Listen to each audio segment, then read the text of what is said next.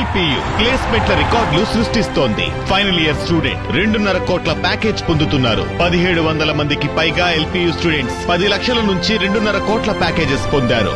విద్యా విప్లవం ప్రారంభమైంది లవ్లీ ప్రొఫెషనల్ యూనివర్సిటీలో. కర్నూలు జిల్లా ఆదోనిలో మెడికల్ కాలేజీల ప్రైవేటీకరణను వ్యతిరేకిస్తూ కూటమి ప్రభుత్వానికి వ్యతిరేకంగా నినాదాలు చేశారు ఏఎస్ఎఫ్ విద్యార్థి సంఘం నాయకులు. మెడికల్ కాలేజీ ముందు విద్యాశాఖ మంత్రి నారా లోకేష్ దిష్టి బొమ్మను దగ్ధం చేశారు. యువగలం పాదయాత్రలో 100 రోజుల్లో మెడికల్ కాలేజీలు పూర్తి చేస్తామని లోకేష్ హామీ ఇచ్చారు అన్నారు. వెంటనే ఆగిపోయిన మెడికల్ కాలేజీ పనులు ప్రారంభించి ప్రభుత్వమే నడిపించకపోతే రాష్ట్ర వ్యాప్తంగా ఆందోళనలు చేస్తామని ప్రభుత్వాన్ని హెచ్చరించారు ఏఎస్ఎఫ్ నాయకులు. విద్యాశాఖ మంత్రి నారా లోకేష్ రద్దు చేయాలి జీవో నంబర్ 107 వెంటనే. అయ్యా నీ కళ్ళ ముందే ఆదోని ప్రాంతంలో దాదాపు మెడికల్ కళాశాల పనులు ఆగి 8 నెలలు గడుస్తున్నప్పుడు కూడా మీకు కనిపించడం లేదని చెప్పి ఏఎస్ఎఫ్ గా సూటిగా అడుగుతున్నాం.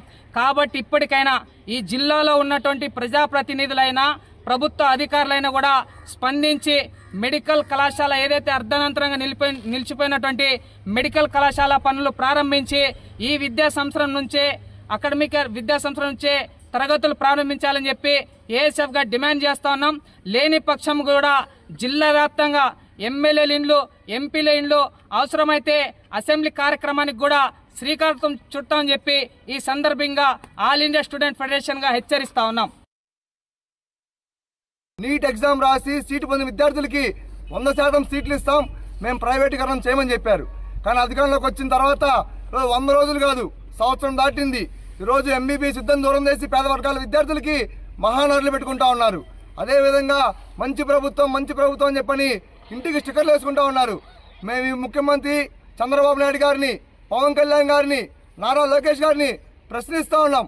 ఈరోజు మీరు ఇచ్చిన హామీలు నెరవేర్చకపోవడమే కాకుండా అధికారంలోకి వచ్చిన తర్వాత మెడికల్ కళాశాలల్ని ఆ భూముల్ని 5,000కి 3,000కి లీజులకు ఇచ్చేసి ప్రైవేట్ వ్యక్తులు పబ్బం గడుపుతా ఉన్నారు.